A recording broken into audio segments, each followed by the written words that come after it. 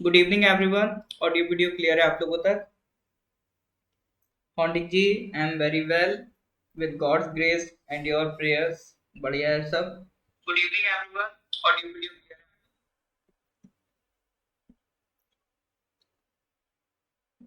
हाँ जी सर, तो सितंबर का करंट अफेयर्स हम डिस्कस कर रहे थे। उसी सीक्वेंस में आज का लेक्चर नंबर 267। ये लेक्चर्स नंबर सर स्टार्ट हुए थे आपका 2021 से। ठीक है, तो जनवरी 2021 से करंट अफेयर्स आपका स्टार्ट हुआ था। तो ये अभी हम लोग 2023 सितंबर डिस्कस कर रहे हैं। अब आपको इतना पुराना नहीं पढ़ना है, आप लोगों को करंट अफेयर्स पढ़ना स्टार्ट करना है मई 2023 से। ठीक है, उससे ज़्यादा उतने पुराने की ज़रूरत नहीं है, आप मई 2023 से स्टार्ट करिए। हाँ जी, आगे बढ़े उससे पहले पिछले कुछ क्वेश्चन रिवाइज कर लेते हैं।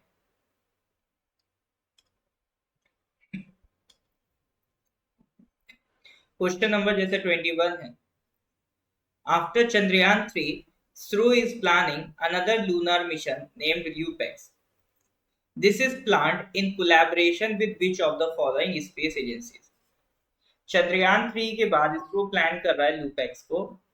तो ये किसके साथ कोलैबोरेशन में प्लान किया जा रहा है sir? Cosmos, NASA, China national space agency या Japan aerospace exploration agency. Welcome texture ji. तो देखिए, जिनका भी फर्स्ट क्लास, पहले का करेक्ट आंसर बता दूं। करेक्ट आंसर है जाक्सा। ठीक है, लूपेक्स का मिशन है जाक्सा। जाक्सा का ये पिछले क्लासेस में हमने डिस्कस किया था। देखिए, जिनका भी पहला क्लास है उनको मैं ये बता दूं कि ये जो करंट अफेयर्स आपका चलता है, या ये कह लो अभी जो 8 PM पे आपका क्लास चल रहा है, ये ओपन टू ऑल है। ठीक है, इसमें सिर्फ करंट अफेयर्स डिस्कस नहीं करेंगे, और भी एक्स्ट्रा टॉपिक्स है वो भी हम डिस्कस करते हैं। ठीक है, करंट अफेयर्स भी चलता है कि जिस दिन करंट अफेयर्स नहीं लेंगे उस दिन कोई और टॉपिक उठा के उससे रिलेटेड बातें जो आपके एग्जाम के लिए इंपॉर्टेंट हो उसे डिस्कस करेंगे। तो ये जो करंट अफेयर्स वाला पार्ट चल रहा है सर, ये हमने जनवरी 2021 से स्टार्ट किया था, बट आपको उतना पुराना नहीं जाना है। अब आपको मई 2023 से स्टार्ट करना है। जो भी लेक्चर्स ऑलरेडी हो चुके हैं उन सब की जो रिकॉर्डिंग है, नॉर्थ ईस्ट पीएससी के यूट्यूब चैनल पे चले आइए। उसमें हर एक मंथ का एक सेपरेट प्लेलिस्ट बना रखा है, वहां से सर आप वो लेक्चर देख सकते हैं। ठीक है, हर एक मंथ का एक सेपरेट लेक्चर देख सकते हैं। अगर क्लास बहुत ज्यादा मिस हो गया तो प्रैक्टिकली पॉसिबल कम हो जाता है सारे लेक्चर्स को देखना। तो इन दैट केस आप एक काम कर सकते हैं, हर मंथ का पीडीएफ अवेलेबल है, वो डाउनलोड कर लीजिए। ठीक है, पीडीएफ के लिए देखो अब व्हाट्सएप ने एक अच्छी व्यवस्था कर दी चैनल बनाने की। तो नॉर्थ ईस्ट पीएससी का भी अपना ऑफिशियल चैनल बन चुका है।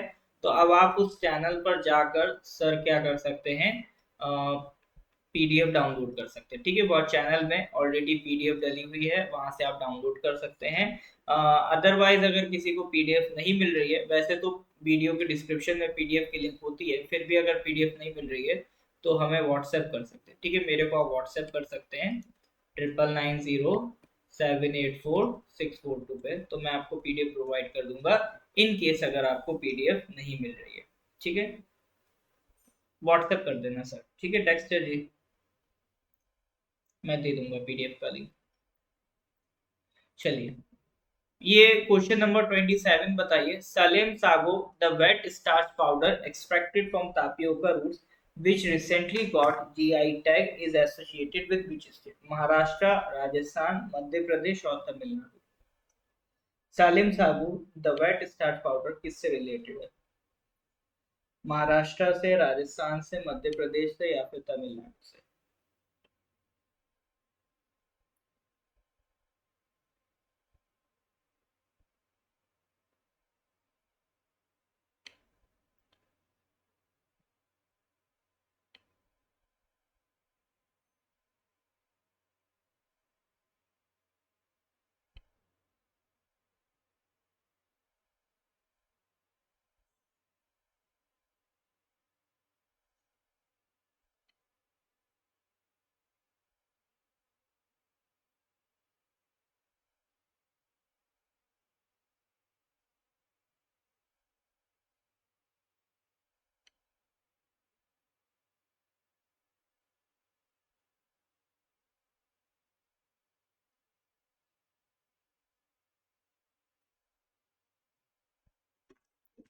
हाँ जी।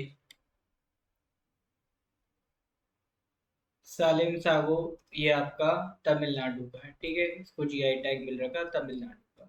तो लास्ट क्लास में हम लोगों ने करीब करीब क्वेश्चन नंबर 40 तक डिस्कस कर लिया था, ठीक है। 34 नहीं, ये अभी नहीं पहुंचे थे, 40 तक हो गया था। हाँ, ये ये इसका आंसर बताना एक बार। How many engagement groups were formed under the recently concluded G20 meeting in New Delhi? Question number 39 के बताइए। ये पिछली क्लास में डिस्कस कर चुके हैं सर क्वेश्चन।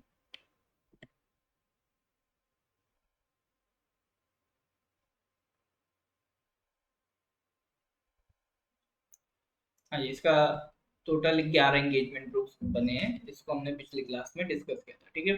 तो 40 क्वेश्चन सर हो चुके हैं। क्वेश्चन नंबर 40 लास्ट क्वेश्चन, हम लोगों ने विद्या समीक्षा केंद्र से रिलेटेड बात किया था, ठीक है। इसको कौन डेवलप कर रहा है? Ministry of education. चलिए सर, ठीक है। तो यहाँ तक की कहानी हम लोग पिछली क्लास में डिस्कस कर चुके थे। इसके आगे के question we will discuss in today's class, ठीक है। तो स्टार्ट करते हैं सर क्वेश्चन नंबर 41 से। ये रहा आज का पहला सवाल। सर्बानंदा सोनोवाल, जो हमारे यूनियन मिनिस्टर हैं, represented India at the Eastern Economic Forum 2023। Where is it being held? अभी ईस्टर्न इकोनॉमिक फोरम 2023 हुआ था, उसमें इंडिया को रिप्रेजेंट करने गए थे मिस्टर सर्बानंदा सोनोवाल जी, जो हमारे करंट में पोर्ट एंड शिपिंग मिनिस्टर हैं और फॉर्मर सीएम ऑफ आसाम भी हैं, ठीक है। तो अभी जो ईस्टर्न इकोनॉमिक फोरम हुआ था, ये किधर हुआ था सर? ये प्रिमोस में हुआ था, मुर्मास्क में हुआ था, नोवोरोसिस्क में हुआ था, या व्लादिवोस्तोक में हुआ था? बताइए सर करेक्ट आंसर। लगाइए सर, तुक्का नहीं पता तो तुक्का भी लगा सकते हैं ना। हाँ जी सर, तो ईस्टर्न इकोनॉमिक फोरम की अगर हम बात करें तो it was held in Vladivostok, ठीक है। कहाँ हुआ था? व्लादिवोस्तोक में हुआ था। ये ईस्टर्न इकोनॉमिक फोरम है क्या? सर ईस्टर्न वर्ड से समझ में आ रहा होगा, ये ईस्टर्न वर्ड के लिए है। दुनिया को अगर आप देखोगे तो ग्लोब को दो पार्ट में हम बांटते हैं, एक है ईस्ट और एक है वेस्ट। वेस्ट में आ जाते हैं countries like America, Europe. East में सर अपना लगभग एशिया का पूरा पोर्शन ईस्ट में आ जाता है, रशिया, चाइना, इंडिया, हम और साउथ ईस्ट एशिया, ये सारी कंट्रीज ईस्टर्न रीजन में पड़ती हैं, ठीक है। तो हम लोग ईस्टर्न कंट्रीज में काउंट किए जाते हैं। तो आपका ईस्टर्न इकोनॉमिक फोरम ये हर साल व्लादिवोस्टॉक में ही होता है, रशिया में व्लादिवोस्टॉक में ही होता है, ठीक है। ये एक तरीके का, ये एक ऐसा प्लेटफॉर्म है जो रशिया चाहता है दुनिया से कनेक्टिविटी बनाने के लिए, ठीक है। इट इज अ की international platform for establishing and strengthening ties with in the Russia and global investment communities and for comprehensive expert evaluation of the economic potential of the Russian Far East, ठीक है। तो ये eastern Economic forum किसका बनाया गया है? Russia का बनाया गया है। और किस पर्पस के लिए बनाया गया है?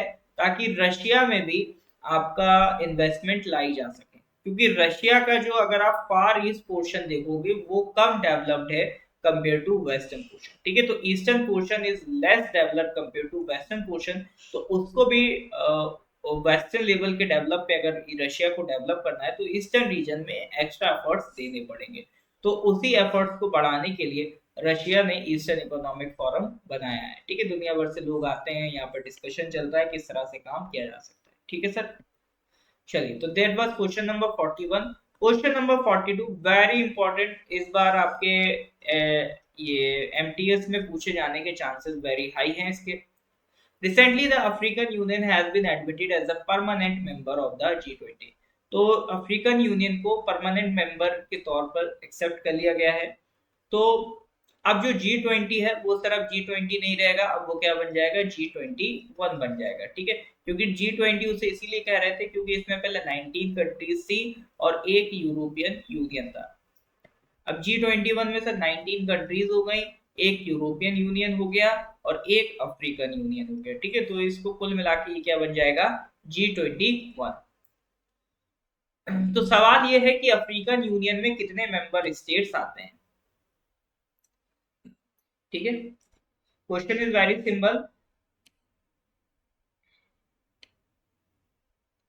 कोई नहीं पिंकी जी, इसीलिए क्लास करवाई जाती है, जो नहीं सुना वो आज आप यहाँ सुनेंगे, ठीक है। तो अफ्रीकन यूनियन में सर कितने मेंबर स्टेट्स आते हैं, ये आपका सवाल है। लगभग लगभग पूरा ही अफ्रीका इसमें आ जाता है। तो अफ्रीकन यूनियन में सर आपका 55 मेंबर स्टेट्स आते हैं, ठीक है।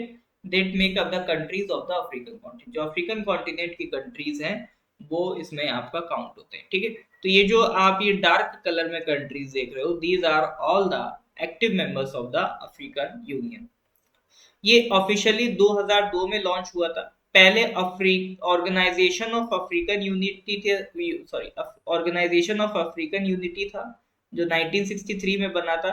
इसको रिप्लेस करके 2002 में बनाया गया है अफ्रीकन यूनियन, ठीक है। तो इसका भी पर्पस वही है कि सर देखो, अफ्रीका अगर ऐसी डिवीजन करता रहा कि सूडान, साउथ सूडान डिवाइड कर दिया आपने, बॉर्डर्स डिवाइड करता रहा, आपस में ही अगर लड़ता रहा, तो अफ्रीकन कंट्रीज कभी ग्रो नहीं कर पाएंगी। तो एक सबसे बेस्ट एग्जांपल है यूरोपियन यूनियन, जिन्होंने अपने आप को आपस में इतना इंटीग्रेट कर लिया है, जिसकी वजह से इनका ट्रेड बहुत आसान हो गया है और उसकी प्रोस्पेरिटी पूरे यूरोप में आपको देखने को मिलती है।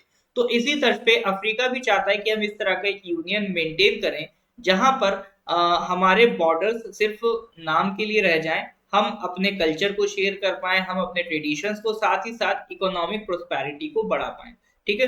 तो अगर हम as a union, as a whole bargain करेंगे तो हम पूरे कॉन्टिनेंट का भला कर सकते हैं rather than an individual country, ठीक है। To promote unity, cooperation and development among African nations इसको डेवलप किया गया है, ठीक है। इसका हेडक्वार्टर सबसे जरूरी है, ध्यान रखिएगा, कहां पर है सर? यह है Ethiopia.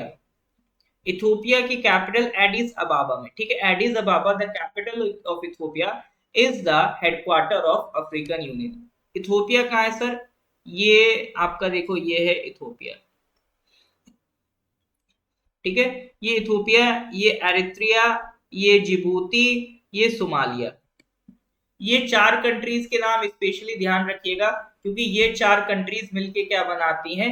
They collectively form the horn of Africa, ठीक है। ये चार कंट्रीज कलेक्टिवली क्या बनाती हैं? Horn of Africa. तो क्वेश्चन पूछा जा सकता है कि हॉर्न ऑफ अफ्रीका में कितने मेंबर्स हैं?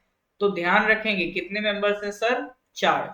उनको याद रखने का तरीका, सीड, सोमालिया, एरिथ्रिया, इथोपिया, जिबूती, ठीक है। तो ये Ethiopia is the capital of या हेडक्वार्टर ऑफ अफ्रीकन यूनियन, और इथोपिया की कैपिटल क्या है? एडिस अबाबा। इसको ध्यान रखिएगा, ठीक है। चलो, ये तो बात हो गई सर अफ्रीकन यूनियन की। इससे रिलेटेड G20 रिगार्डिंग में हमने बहुत सारी चीजें डिस्कस कर ली थी, बट एक मैप ऐड नहीं किया था जिसमें लिखा हो कि हाँ G20 में कौन कौन सी कंट्रीज एग्जिस्ट करती हैं। तो ये सारी कंट्रीज आपको याद होनी चाहिए। याद कैसे करोगे सर? देखो, एक साथ तो याद नहीं हो सकते, इनको कॉन्टिनेंट वाइज आप डिवाइड कर लो। कि जैसे नॉर्थ अमेरिका में सबसे पहले देखो कौन कौन सी कंट्रीज आती हैं, लगभग सारी ही कंट्रीज आपको देखने को मिलेगी, बड़ी कंट्रीज। तो नॉर्थ अमेरिका में तीन मेजर कंट्रीज हैं, कनाडा, यूएस, मैक्सिको, ठीक है। तो ये तीनों किस में आ जाएंगी? नॉर्थ अमेरिका में। तो तीन कंट्रीज हो गई नॉर्थ अमेरिका से। फिर आप देखो sir south America. South America में सर बहुत सारी कंट्रीज हैं, बट दो कंट्रीज G20 का पार्ट है, ठीक है, ब्राजील और अर्जेंटीना, ठीक है, ब्राजील और अर्जेंटीना। तो साउथ अमेरिका में आप क्या करोगे? बीए करोगे, ठीक है। और अमेरिका में, नॉर्थ अमेरिका से मार्वल से याद रखना, मार्वल सिनेमैटिक यूनिवर्स याद रहता है, एमसीयू। एमसीयू तो सर जानते होंगे, मार्वल सिनेमैटिक यूनिवर्स, उससे रिलेट कर लेना। एमसीयू अमेरिका वाला हिस्सा पूरा नॉर्थ अमेरिका, उससे कौन है? मैक्सिको है, कनाडा है और यूएसए है। फिर साउथ अमेरिका आ जाओ तो इसमें बीए, ब्राजील और अर्जेंटीना। तो ये पांच कंट्रीज तो सर अमेरिका अमेरिका से हो गई, नॉर्थ प्लस साउथ मिला के। अभी 14 कंट्रीज और याद करनी है। फिर आ जाते हैं सर यूरोप से, देख लेते हैं कौन कौन सी है। यूरोप में अगर सर आप बात करोगे तो यूके, जर्मनी, फ्रांस, इटली, ठीक है। UK, Germany, France, Italy. ऐसे भी याद रख सकते हो कि सर वर्ल्ड वॉर 2 में कौन कौन सी कंट्रीज थी, एक साइड यूके फ्रांस था, एक साइड जर्मनी इटली था, ठीक है। तो ये कंट्रीज याद रखोगे आप यूरोप में, यूके, जर्मनी, फ्रांस, इटली। देखो, यूरोप की बात आएगी तो यूके तो याद रहेगा ही, ठीक है। वैसे तो ऐसे ही याद रख सकते हो, जो भी यूरोप की बड़ी बड़ी कंट्रीज है यही चार है, ठीक है। तो यूरोप की बात आएगी तो यूके तो रहेगा ही, GIF, जर्मनी, इटली, फ्रांस। तो ये चार कंट्रीज सर आपकी कहां से आ गई? यूरोप के आ गई। फिर उसके अलावा अफ्रीका से एक कंट्री है, साउथ अफ्रीका।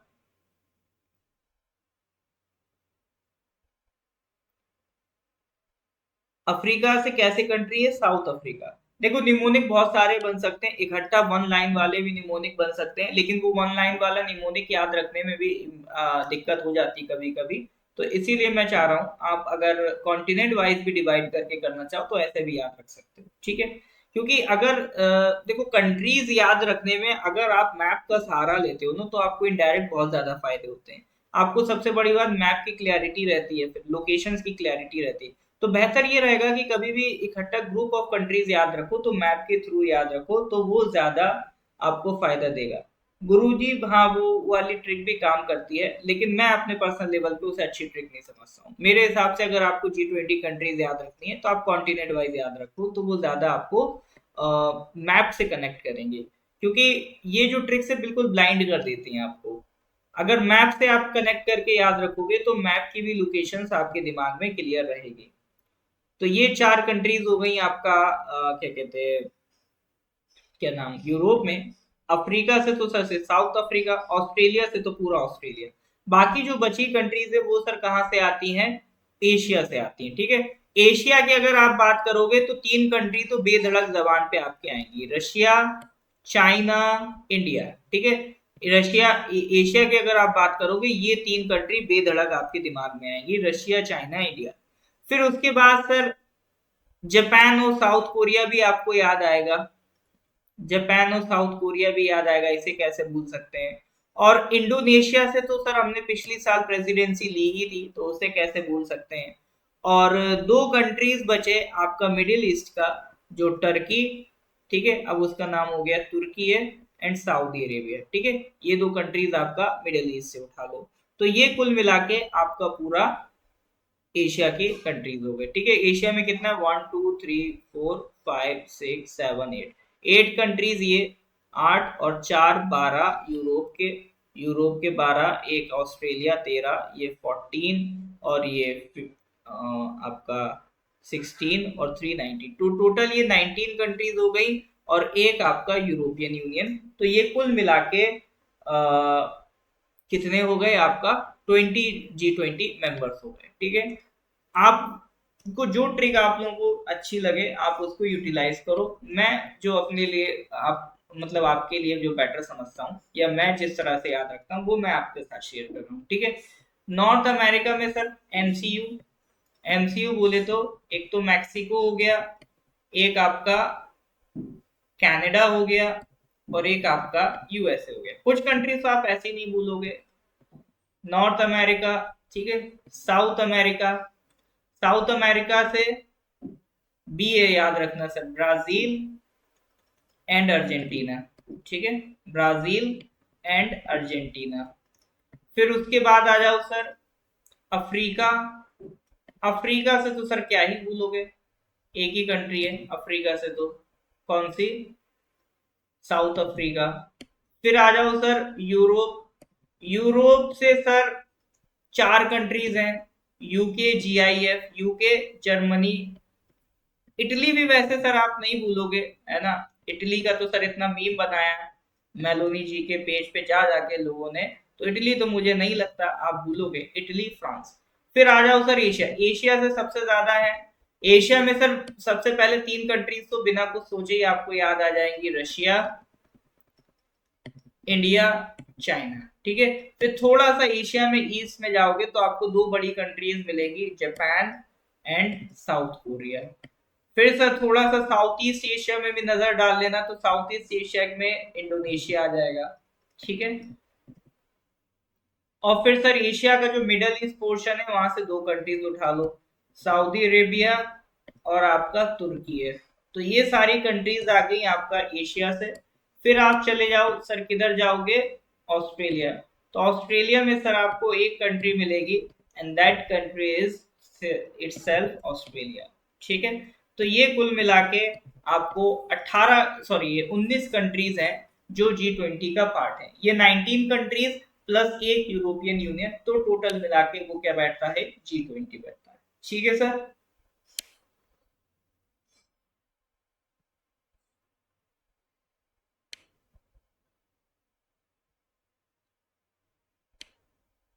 क्लियर है।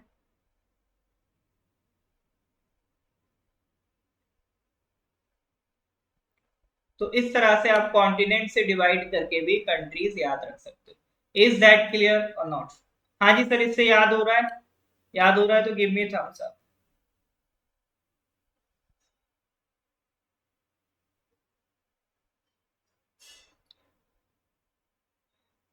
ये जो गुरुजी वाली ट्रिक है, इसमें दिक्कत क्या आती है ना, कई बार कंट्रीज नहीं याद आती है हमें कि यू से क्या होगा, है ना, उस वजह से यू से फिर कुछ लोग युगांडा भी लगाने लगते हैं। ठीक है, तो इसीलिए मैं बेटर समझता हूँ आप कॉन्टिनेंट वाइज इसको याद रखो तो ज्यादा आपको मजेदार लगेगा ये। हो रहा है ना सर? ठीक है, तो ये 18, सॉरी 19 कंट्रीज, 19 कंट्रीज ये हो गई, और एक आपका यूरोपियन यूनियन, और अब अफ्रीकन यूनियन ऐड कर दोगे तो 21 मेंबर्स हो गए आपका इस मीटिंग पे। ठीक है सर, तो इसको ध्यान रखिएगा। सबसे ज्यादा आपके एशिया में कितने हैं सर? 1 2 3 4 5 6 8 कंट्रीज एशिया से। ठीक है, चलिए नेक्स्ट क्वेश्चन पे आ जाओ sir. Question number 43। Recently eight the G20 summit a memorandum of understanding was signed for the India Middle East Europe Economic Corridor project। ठीक है, एक एमओयू साइन किया गया था। इंडिया का मैप गलत है। हाँ जी हाँ जी, इंडिया का मैप गलत है, बिल्कुल सही बात है। Actually I didn't notice it, I am very sorry about it, I didn't notice it, है ना। तो मैं देखूंगा कोई और दूसरा मैप मिलेगा उससे ऐड कर वो चेंज कर दूंगा इसको। ठीक है, एक्चुअली इतना आसान और कोई मुझे मैप मिल नहीं रहा था, तो इसलिए मैंने इसको पुट अप कर दिया, उसमें मैंने बाउंड्री नहीं देखी। एक्चुअली ये बड़ी दिक्कत हो जाती है इंटरनेशनल लेवल पे, इंडिया के मैप के साथ कई बार डिस्प्यूट मिल जाते हैं, तो वो देखना पड़ता है ना कि हमारी सॉवरेनिटी को कोई नुकसान ना पहुंचा। ठीक है, इसको मैं चेंज कर दूंगा। ठीक है, हाँ क्वेश्चन नंबर 43 पे आ जाइए सर। अभी जो G20 समिट हुआ उसमें एक प्रोजेक्ट को लेकर एमओयू साइन हुआ था, India middle east Europe economic corridor project. ये प्रोजेक्ट किसका पार्ट है ये बताइए।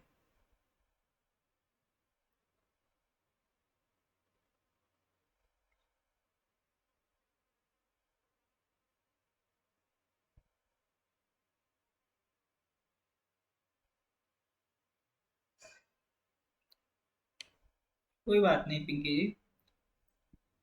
Eight the G20 summit India middle east Europe economic corridor project के एमओयू साइन किया गया है। तो ये प्रोजेक्ट किसका सर आपका पार्ट है? South east regional economic corridor and connectivity project, या चाइना का बेल्ट एंड रोड इनिशिएटिव, या पीजीआईआई, या east west economic corridor improvement project.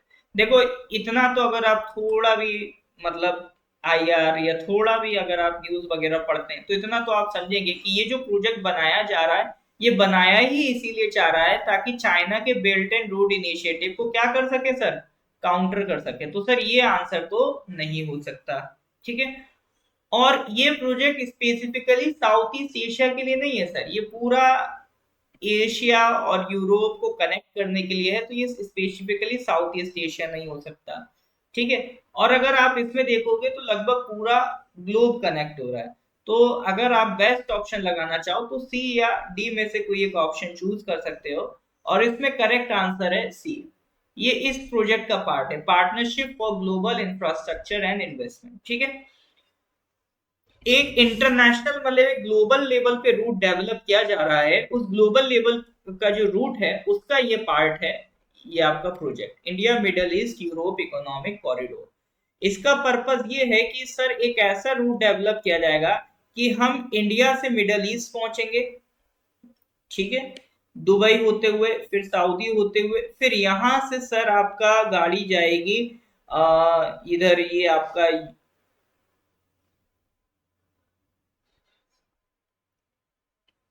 हाँ इधर गाड़ी आपका फिर जाएगी, ये इंडिया हो गया, मिडल ईस्ट हो गया, फिर मिडल ईस्ट में सऊदी अरेबिया से होती है इजराइल, और इजराइल से फिर गाड़ी जाएगी यूरोप। ठीक है, तो ये पूरा एक कनेक्टिविटी हमें मिल जाएगा।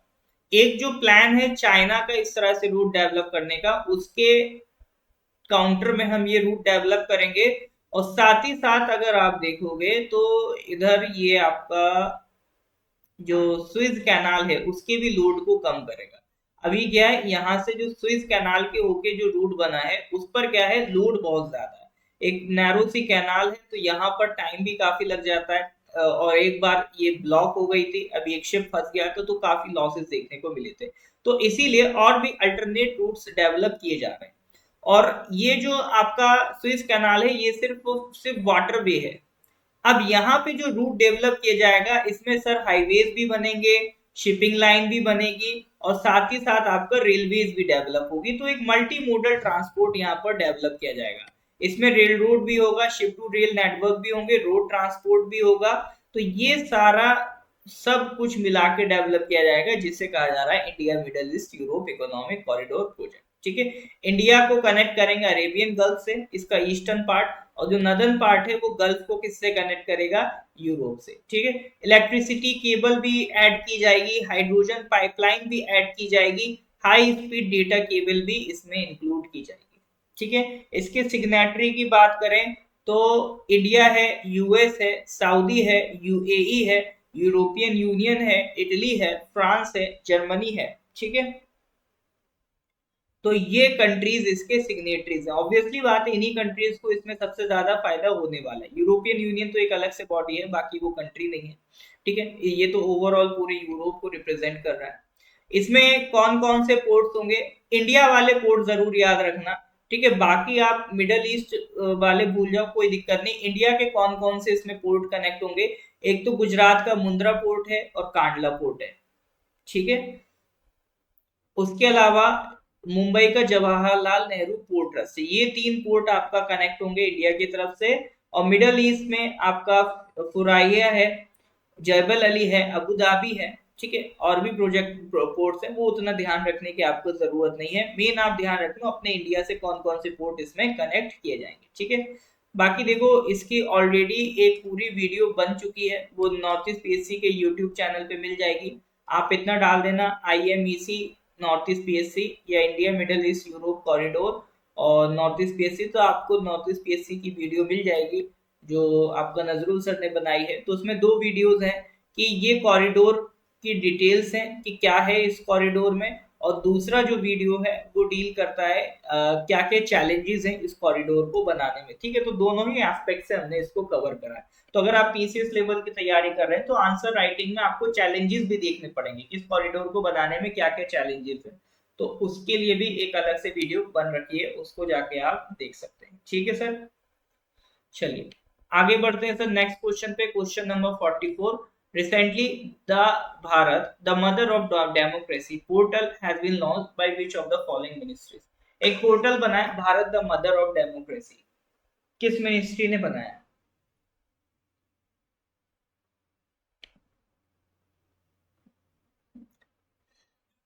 Bharat the mother of democracy, ये पोर्टल किस मिनिस्ट्री ने बनाया?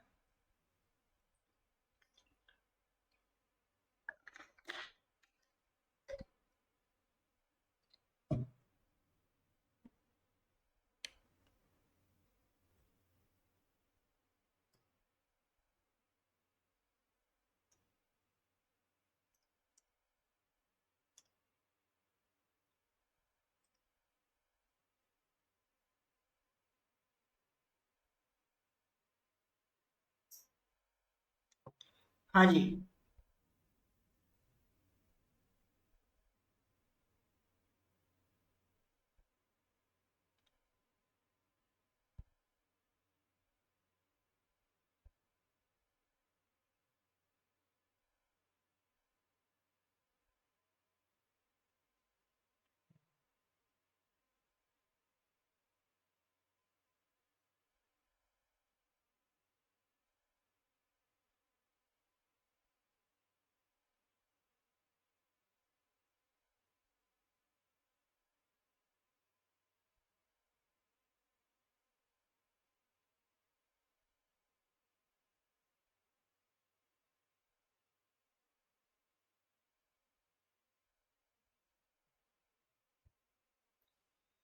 ओके, सी तुक्का, डी तुक्का।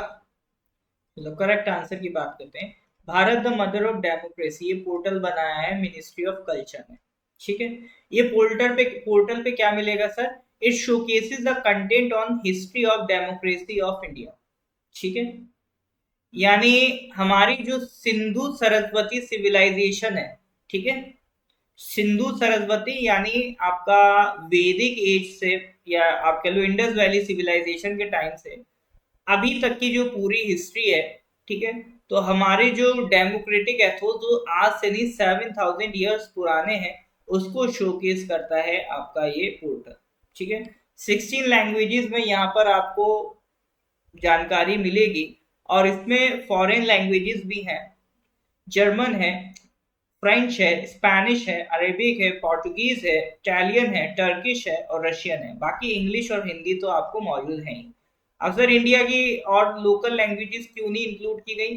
क्योंकि सर ये पोर्टल फॉरेनर्स के लिए है ना, ये मतलब दुनिया के लोगों के लिए है कि भैया देखो हमारे यहाँ डेमोक्रेसी कोई नया कंसेप्ट नहीं है, हमारे यहाँ बहुत पुराना कंसेप्ट है। ठीक है, तो उसी को शोकेस करने के लिए ये आपका पोर्टल लॉन्च किया है, तो इसीलिए फॉरेन लैंग्वेजेस में ये आपके लॉन्च हुए, बाकी इंग्लिश और हिंदी तो रखे हैं। ठीक है, तो आपका जो 5 सेक्शन है इसमें, एक तो सिंधु सरस्वती सिविलाइजेशन जो आपका 6000 से 2000 बीसी के बीच करीब रही। ठीक है, फिर आपका जो महाजनपद डेवलप हुए, और उस टाइम गणतंत्र वगैरह जो डेवलप हुआ, विजयनगर एम्पायर, मुगल एम्पायर, अकबर का रीजन जो था, और वहां से लेकर संविधान बनने तक, और संविधान बनने के बाद आजादी के बाद जो मॉडर्न इंडिया में इलेक्शन हुए, तो पूरी एक हिस्ट्री आपको मिल जाएगी। तो वेबसाइट भी लिखी है, एक बार जाके जरूर देख लेना, मदर ऑफ डेमोक्रेसी G20.com। ठीक है, इसको कौन चला रहा है? Indira Gandhi national centre for the arts. ठीक है, Indira Gandhi national centre for the arts, ये इसको चला रहा है। ठीक है, इसको किसने बनाया? मिनिस्ट्री ऑफ कल्चर ने बनाया।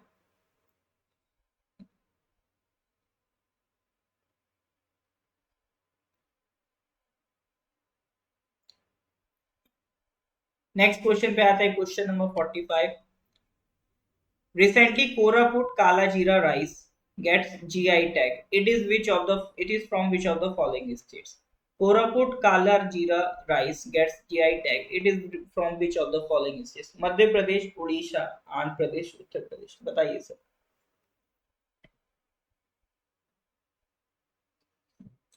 Koraput Kala Jeera rice gets GI tag. It is from which of the following states? Madhya Pradesh, Orissa, Andhra Pradesh और Uttar Pradesh.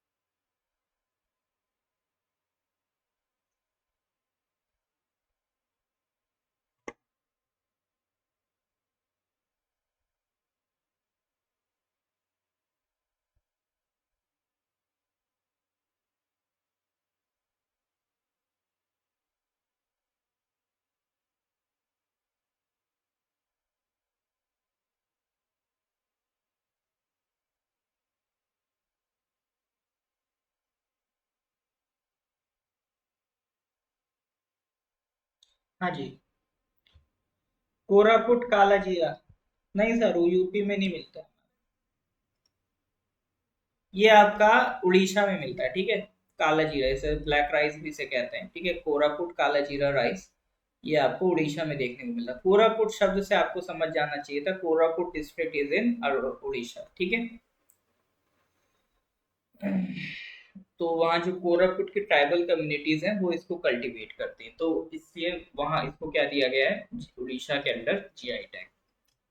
Moving to question number 46। Recently, Pradhan Mantri Ujjwala Yojana has given an extension of how many years by the Union Cabinet? प्रधानमंत्री उज्ज्वला योजना आपने नाम सुना होगा। ठीक है, ये मतलब जो एलपीजी सिलेंडर देने के रिगार्डिंग ये आपका स्कीम थी। ठीक है, तो उसको एक्सटेंड कर दिया है यूनियन कैबिनेट ने। यूनियन कैबिनेट ने एक्सटेंड कर दिया है, तो कितने साल के लिए एक्सटेंड किया है, ये क्वेश्चन है। क्वेश्चन नंबर 46, बताइए सर। तो एक्सटेंशन की बात करें तो सर 3 साल और एक्सटेंड कर दिया गया प्रधानमंत्री उज्ज्वला योजना को।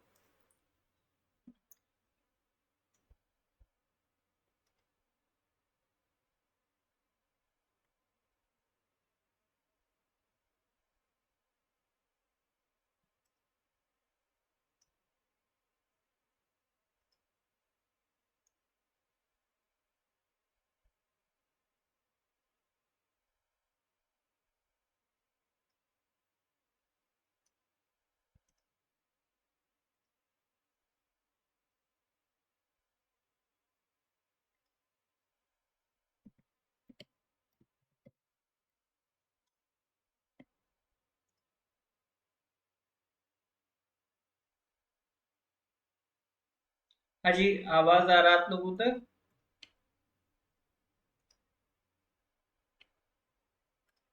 Alright, now it is back. हाँ जी, अभी क्लियर है? अभी बीच में थोड़ा सा नेटवर्क डिस्टर्ब हो गया था। अभी एक बार फिर से बताइए, ऑडियो वीडियो क्लियर है? क्लियर है तो give me thumbs up.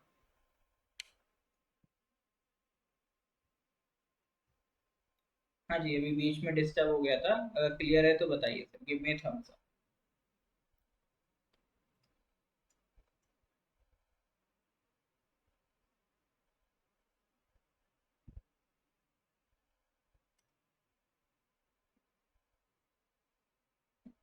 Alright, ठीक है। तो हाँ, हम लोग किसकी बात कर रहे थे सर? प्रधानमंत्री उज्ज्वला योजना की बात कर रहे थे। इसको कौन सी मिनिस्ट्री ने इंट्रोड्यूस किया? Ministry of petroleum and natural gas ने इसको इंट्रोड्यूस किया, ठीक है। इसका पर्पस क्या है? इसका पर्पस ये है कि जैसे रूरल एरियाज में आज भी एलपीजी सिलेंडर की अवेलेबिलिटी नहीं है, तो वो लोग, गांव के लोग क्या करते हैं, अभी भी जंगल से लकड़ियां काट के लाते हैं और लकड़ियों को जलाते हैं।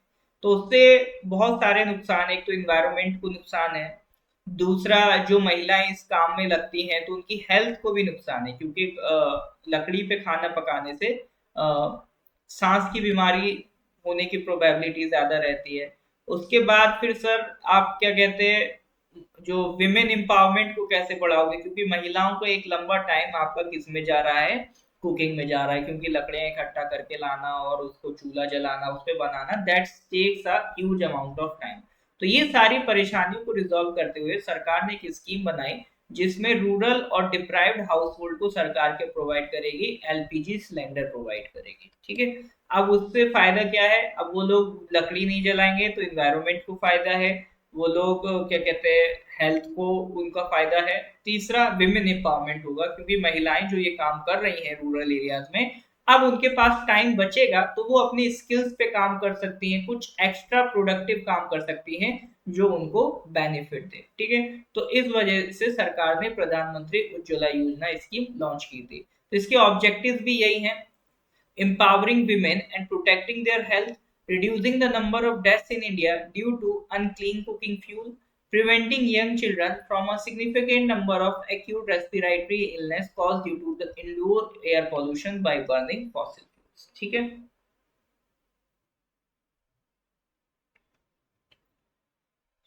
तो इसको ध्यान रखिएगा, हर मंथ के करंट अफेयर्स में लगभग 100 क्वेश्चंस आपके कवर होते हैं, तो इसको ध्यान रखिएगा, ठीक है सर। तो दैट इज क्वेश्चन नंबर 46। आगे बढ़ते हैं अगले क्वेश्चन की तरफ, question number 47। Recently, Ayushman Bhava campaign was launched. It was launched by which of the following ministries? तो आयुष्मान भवा कैंपेन लॉन्च हुआ है सर, तो ये इस कौन सी मिनिस्ट्री ने लॉन्च किया? Tourism ministry, health ministry, culture ministry, या फिर आपका agriculture and farmer welfare ministry? बताइए sir. Recently, Ayushman Bhava campaign was launched. It was launched by which of the following ministries?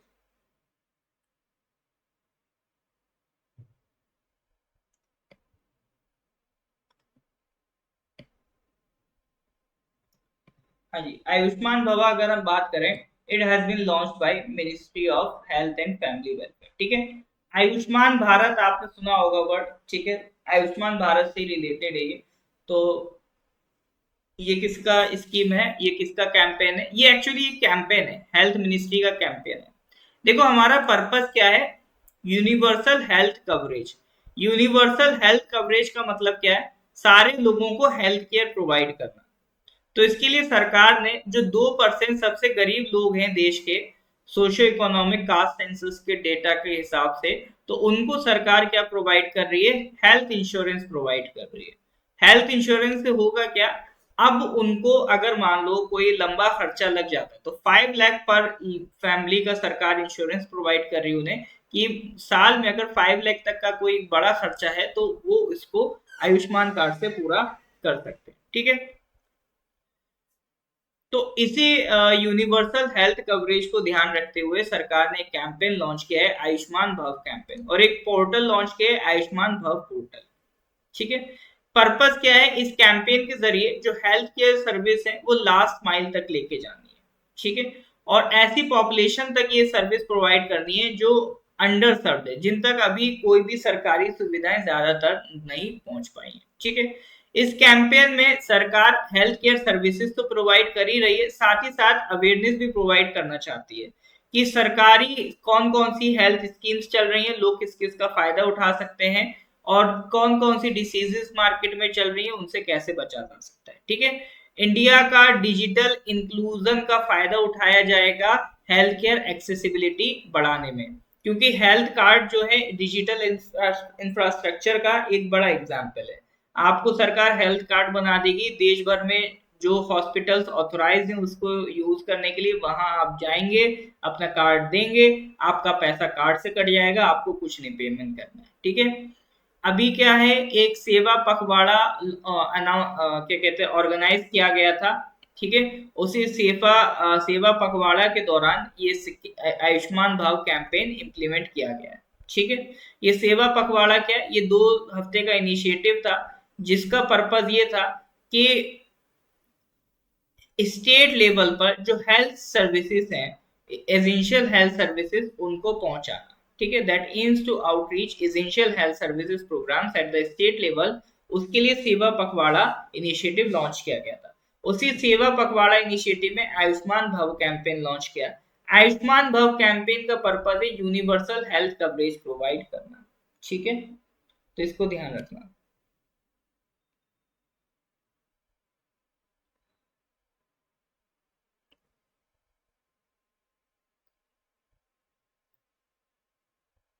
देखिए, अरुणाचल में हो सकता है वही सीएम कार्ड को कहते हैं, कुछ स्टेट्स इसको इम्प्लीमेंट नहीं कर रहे, बट अरुणाचल में आपका स्कीम चल रही है। ठीक है, हाँ, तो उसको सीएम पीएम कार्ड भी लोग कह देते हैं। अब मैं एग्जैक्टली नहीं समझ पा रहा हूँ।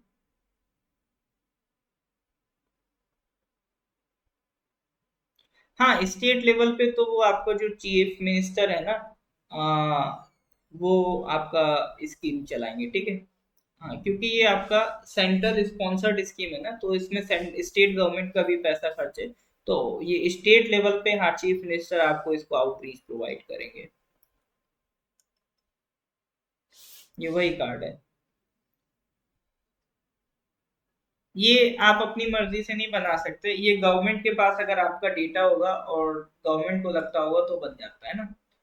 इसके बाकी, हाँ, आप चेक कर सकते हैं अपना लोकल जो आपका क्या कहते हैं पंचायत में आपका जो वार्ड मेंबर हो आपका लोकल में, उससे आप बात करके पता कर सकते हैं कि हाँ भाई आप एलिजिबल हैं कि नहीं, उनके पास लिस्ट आती है। तो आयुष्मान भव के 3 कंपोनेंट्स हैं। पहला है आयुष्मान आपके द्वार। ठीक है, इसके तहत सरकार क्या करेगी, जो भी एलिजिबल बेनिफिशरीज हैं उनके आयुष्मान कार्ड बनाए जाएंगे। ठीक है, फिर दूसरा है आयुष्मान मेला। आयुष्मान मेला क्या है, यहाँ पर आपका super speciality health care services provide की जाएंगी। ठीक है, यहाँ पर आपके चेकअप्स वगैरह ऑर्गेनाइज किए जाएंगे, वीकली चेकअप्स ऑर्गेनाइज किए जाएंगे, है ना। बाहर से हो सकता है डॉक्टर्स अरेंज करें अर्बन रूरल एरियाज में, तो ये सारी चीजें आयुष्मान मेला में कवर हो जाएंगी। एक आयुष्मान सभा होगी, यानी कम्युनिटी लेवल असेंबली होगी, जिसको कौन चलाएगा, village health and sanitation committee चलाएगी, जिसका पर्पज यही होगा अवेयरनेस प्रोवाइड करना। ठीक है, अवेयरनेस प्रोवाइड करना and to ensure comprehensive health coverage. तो ये सारी चीजें इसमें इंक्लूड होंगी। हाँ जी, एक बार अगर आप एलिजिबल हैं तो आपसे कुछ डॉक्यूमेंट्स रिक्वायर्ड होते हैं, उसके बाद आपका ये जो आयुष्मान कार्ड है बना दिया जाता है ना। लेकिन हाँ, ये चेक करना पड़ेगा कि आप एलिजिबल हैं कि नहीं, क्योंकि सरकार के पास जो लिस्ट है उसके अकॉर्डिंगली एलिजिबिलिटी में आना चाहिए। ठीक है सर। चलिए, तो that was question number 47। Next question पे आ जाओ, question number 48। Recently tribal cooperative marketing development federation of India, जिसे शॉर्ट में ट्राइफेड कहते हैं, इसके बारे में हम लोग पहले भी कई बार बात कर चुके हैं ट्राइफेड के बारे में। तो TRIFED has showcased India's tribal craftsmanship eight which of the following events of 2023।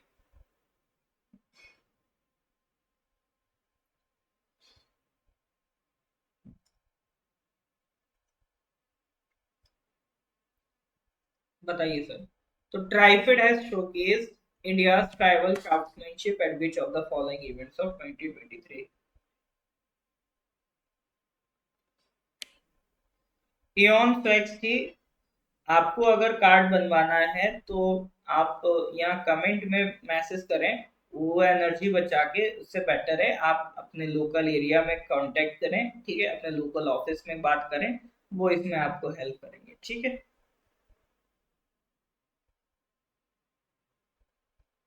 तो रिसेंटली ट्राइफेड ने इंडिया ट्राइबल क्राफ्टमैनशिप दिखाई थी, ये आपको सर अभी रिसेंट में जो G20 इवेंट हुआ था, वहां पर एक पूरा फेयर लगा था, वहां पर पूरा आपका एग्जीबिशन लगी थी, इंडिया के डिफरेंट डिफरेंट प्रोडक्ट्स दिखाए गए थे कि जो ट्राइबल एरियाज में डेवलप हुए, डिफरेंट डिफरेंट ट्राइबल कम्युनिटीज ने जो बनाए हैं, ठीक है।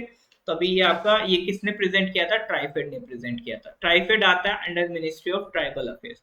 तो क्या क्या प्रोडक्ट्स दिखाए थे, जैसे फॉर एग्जांपल एक पोट्री थी, लोंगपी पोट्री, ये कहाँ की है सर? मणिपुर की है, फ्रॉम द विलेज ऑफ लोंगपी इन मणिपुर, ठीक है। तंगकुल नागा ट्राइब्स ये आपका इस तरह की पोट्री बनाती है। एक ये विंड फ्लूट्स हैं, ठीक है, जिसे बांसुरी कहते हैं, ये छत्तीसगढ़ की हैं, ठीक है। ये वहां की जो गोंड ट्राइब है वो इसको बनाते हैं। इसी तरह से गोंड पेंटिंग्स, ठीक है। फिर गुजरात हैंगिंग्स, ठीक है, तो वहां पे जो भिल और पटेलिया ट्राइब है गुजरात में, वहां से वो इस तरह के जो गुजरात हैंगिंग्स है उसको वो बनाते हैं, ये भी एग्जिबिट किया गया। शीप की जो वूल से बनी हुई इस तरह की स्टोल्स हैं, इसको कौन बनाता है? ये जम्मू कश्मीर और हिमाचल प्रदेश की जो ट्राइब्स हैं, जैसे बोध है, भूतिया है और गुज्जर बकरवाल ट्राइब्स हैं हिमाचल प्रदेश जम्मू कश्मीर की, वो इस तरह की स्टॉल्स बनाते हैं, इसको भी शोकेस किया गया है। ये फ्लूट मेरी दुकान नहीं है, जो मुझे चाहिए तो मैं ऑर्डर कर दूंगा ना। आपको चाहिए तो छत्तीसगढ़ जाइए, वहाँ गोंड टाइप के लोगों से मिलिए, वो आपको बना के देंगे, ठीक है। और जैसे कि राजस्थान आर्टरी है, उसमें आर्टिस्ट्री है, उसमें मोजेक लैंप्स बनाए गए, ठीक है। अंबाबारी मेटल वर्क है, मीना ट्राइब के लोग ये इसको करते हैं, है ना। मीनाकारी क्राफ्ट्स हैं, ये भी आपका मुगल्स ने इंट्रोड्यूस किए थे इस तरह के जो, तो ये ट्राइबल वर्क जो है इसको शोकेस किया गया था इन द G20 समिट। तो these are some of the examples exhibited during this summit, ठीक है, तो इसको ध्यान रखिएगा। नेक्स्ट क्वेश्चन पे आते हैं, question number 49। Recently, scientists have discovered methane and carbon dioxide on the exoplanet K2-18b by using which of the following space observatory instruments? देखिए, मुझे तो इतने ही आपका क्या कहते हैं क्राफ्ट मिले, बाकी हो सकता है क्या किया गया हो, लेकिन अभी इंटरनेट पे मुझे अभी इतने क्राफ्ट मिले थे जिनको शोकेस किया गया था, ठीक है। आप एक बार सर्च कर लीजिएगा इसके बारे में। Recently, scientists have discovered methane and carbon dioxide on the exoplanet K2-18b by using which of the following space observatory instrument? एक एक्सोप्लेनेट ढूंढा गया है सर, K2-18b, है ना। उसपे एक्चुअली में प्लेनेट नहीं ढूंढा गया है, उसपे मीथेन और कार्बन डाइऑक्साइड ढूंढी गई है कि वहां पर मीथेन भी अवेलेबल है, कार्बन डाइऑक्साइड भी अवेलेबल है। तो सवाल ये है कि कौन से इंस्ट्रूमेंट से सर ये ढूंढा गया था? तो correct answer is James Webb test space telescope, बहुत फेमस स्पेस टेलीस्कोप है, ठीक है, जेम्स वेब स्पेस टेलीस्कोप। तो ये टेलीस्कोप बना था by the collaboration between NASA, यूरोपीय space agency and Canadian space agency, ठीक है, इन तीन के कोलैबोरेशन से ये आपका जेम्स वेब स्पेस टेलीस्कोप बनाया गया है। और L2 जो पॉइंट है, L2 लग्रांजे पॉइंट, वहां पर इसको पुट किया गया है। ठीक है, अब सर ठीक है, वो सब तो चलो ठीक है, जेम्स टेलीस्कोप वगैरह ने बनाया है। ठीक है, तो अब सवाल ये है कि सर एक्सो प्लैनेट का मतलब क्या होता है? एक्सो प्लैनेट का मतलब होता है कि सर जैसे सन है, सन के अराउंड जो हमारे प्लैनेट्स चक्कर काट रहे हैं वो हमारे सोलर सिस्टम के प्लैनेट्स हैं, तो उन्हें हम सिंपली प्लैनेट्स कहते हैं। तो इसी तरह से सर जैसे हमारा सोलर सिस्टम है, कोई और स्टार होगा, उसके कुछ प्लैनेट्स चक्कर काट रहे होंगे, बट वो दूसरा सोलर सिस्टम हो जाएगा ना सर। ये हमारा सोलर सिस्टम है, ये कोई दूसरा सोलर सिस्टम है। तो ऐसा कोई दूसरे सोलर सिस्टम का अगर प्लैनेट को हम उठाएंगे तो उसे क्या कहेंगे? एक्सो प्लैनेट। एक्सो प्लैनेट या कह लो extra solar planet are that celestial bodies that orbit stars outside of our solar system. ठीक है, हमारे सोलर सिस्टम के बाहर अगर किसी को वो चक्कर काट रहा है तो वो कहलाएगा आपका एक्सोप्लैनेट। ठीक है, अलग अलग कैटेगरीज में उसको डिफाइन किया जाता है। जैसे एक हॉट जुपिटर कैटेगरी होती है एक्सोप्लैनेट्स की, मतलब जो गैस, जहां पर मतलब जो लार्ज गैस जाइंट्स आपका जो प्लैनेट्स होते हैं, जो अपने होस्ट स्टार के ज्यादा नजदीक होते हैं, उन्हें एक्सो हॉट जुपिटर कैटेगरी में रखते हैं। ठीक है, ऐसे प्लैनेट्स, ऐसे एक्सोप्लैनेट्स जो अर्थ से ज्यादा हैवी होते हैं but less massive than Neptune, तो उन्हें क्या कहा जाता है? Super earth. इसी तरह से टेरेस्ट्रियल एक्सोप्लैनेट्स होते हैं। ठीक है, उनकी जो कंपोजिशन है वो लगभग लगभग अर्थ से मैच करती है। ठीक है, तो अगर ऐसा माना जाता है सबसे ज्यादा लाइफ होने की प्रोबेबिलिटी किस पे होगी? ये आपका टेरेस्ट्रियल एक्सोप्लैनेट्स पे होगी। ठीक है, इसी तरह से एक्सोमून्स, ऐसे एक तो जैसे हमारे प्लैनेट्स को अगर कोई चक्कर काट रहा है वो मून कहलाता है, इसी तरह से एक्सो प्लैनेट के कोई चक्कर काटेगा वो एक्सो मून कहलाएगा। ठीक है, हैबिटेबल जोन, स्टार के आसपास का वो एरिया जहां पे लिक्विड वाटर या फिर लाइफ सुटेबली मिल सकती है, उसको हैबिटेबल जोन कहते हैं। ठीक है, तो ये कुछ एक्सोप्लैनेट्स की क्लासिफिकेशन है। इसको याद नहीं रखना है, ना ही इसको नोट में लिखना है, इसको बस एक बार सुन लेना है और पढ़ लेना है। ठीक है, दैट्स इट। हर चीज याद नहीं रखनी है, कुछ चीजें हम एक्स्ट्रा में इसलिए पढ़ते हैं ताकि हाँ आपको आइडिया होना चाहिए कि हाँ इस तरह की चीजें होती हैं। कुछ ऐसी डिस्कशन हम इसलिए भी करते हैं ताकि कल आप इस तरह के अगर वर्ड सुनो तो बहरा ना जाओ, अरे सर ये क्या सुन लिया। ठीक है, तो एक आइडिया होना चाहिए चीजों को लेके कि हाँ दुनिया में ऐसा भी कुछ चलता है। बाकी बस इतना ध्यान रख लेना कि एक्सो प्लैनेट्स कहते किसके किसे हैं, और ये जेम्स वेब स्पेस टेलीस्कोप के बारे में थोड़ा सा पढ़ लेना। ठीक है सर, चलिए नेक्स्ट क्वेश्चन पे आते हैं। Question number 50। Recently Assam governor Gulab Chandra Kataria has launched the sarpanch Samvad mobile app. This app is developed by which of the following space agency? Thank you Ayon ji. Recently Assam के जो गवर्नर है गुलाब चंद कटारिया, उन्होंने sarpanch Samvad mobile app launch किया। ये ऐप किसने डेवलप किया? Quality council of India, NCERT, AICTE या फिर एनआईसी? बताइए sir.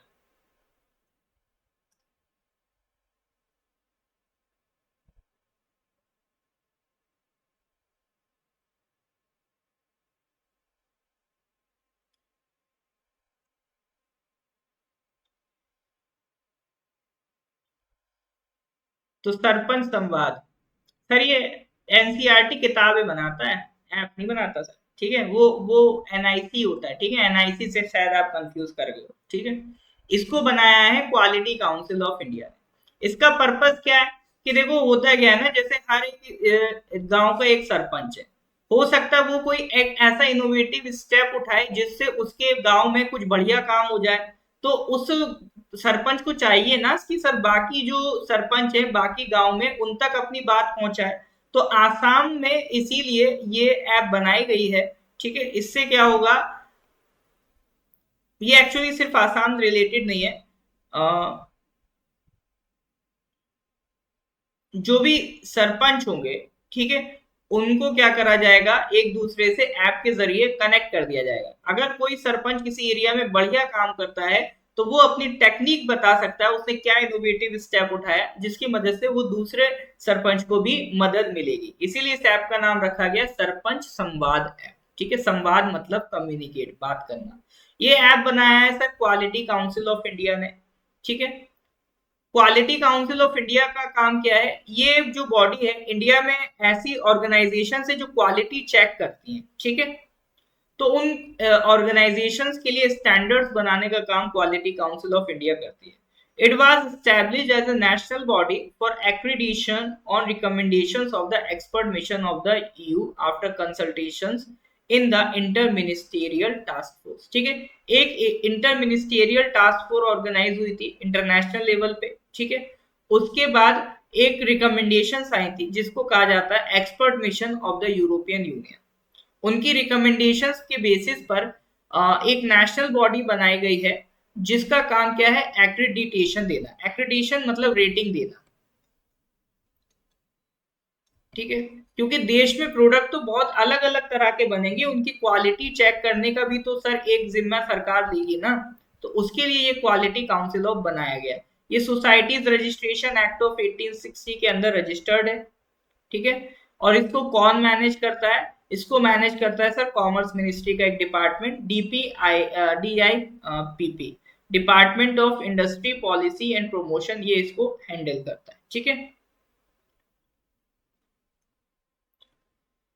It has been QCI has been established to create a mechanism for independent third party assessment of products, services and processes। ठीक है, जो भी देश भर में प्रोडक्ट्स बिक रहे हैं, सर्विसेज बिक रही हैं या प्रोसेस चल रही हैं, उनको एसेस करने का एक जो मैकेनिज्म है, इंडिपेंडेंट मैकेनिज्म, वो कौन प्रोवाइड कर रहा है? Quality council of India provide कर रहा है, ठीक है सर। इसको ध्यान रखिएगा।